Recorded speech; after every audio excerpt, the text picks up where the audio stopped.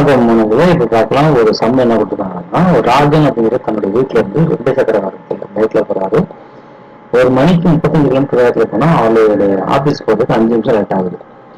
அதுவே வந்து 50 கிலோமீட்டர் வேகத்துல போயிருந்தா 4 நிமிஷம் முன்னாடியே போயிருப்பாரு. அப்படின்னா எனில் அவருடைய ஆபீஸ் வந்து வீட்டுல இருந்து எவ்வளவு வேகத்துல இருக்கு அப்படின்னு கேட்டிருக்காங்க. ஃபர்ஸ்ட் ஆஃப் ஆல் கொடுத்துருக்க டைமிங் இடத்துல இருக்கும்.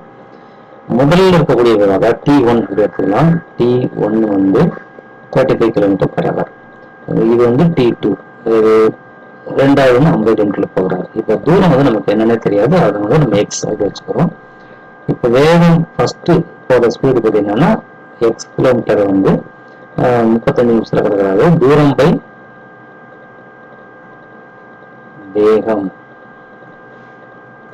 அதுதான் நமக்கு வந்து டைமிங் அப்படின்னு சொல்லலாம்.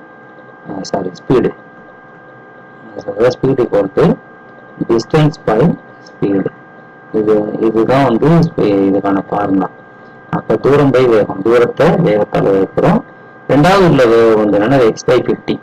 ஓகே, இப்ப ரெண்டுக்கும் இடையில எவ்வளவு இருக்குன்னா, இது வந்து முதல்ல 4 நிமிஷம் அவர் என்ன போறாருன்னா ரெண்டாவது உள்ள வேகத்துல இருந்து முதல் உள்ள வேகத்தை சப்ட்ராக்ட் பண்ணும்போது 4 -5 -5னா 9 நிமிஷம் கிடைக்குது.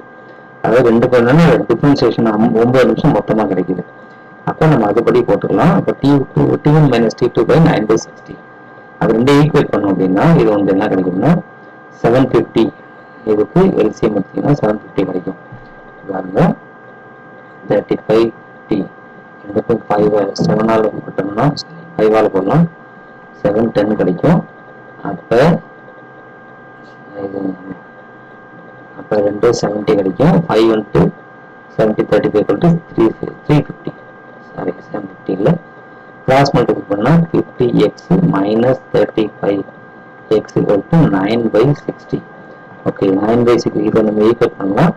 இது என்ன கிடைக்கும்னா இது வந்து 15x/, இது வந்து 10 டைம்ஸ் பண்ணா அப்ப 10x கிடைக்கும். இது வந்து 7 டைம்ஸ் கிடைக்கும், அப்ப 7x. அப்ப 3x/350 equal to 9/60.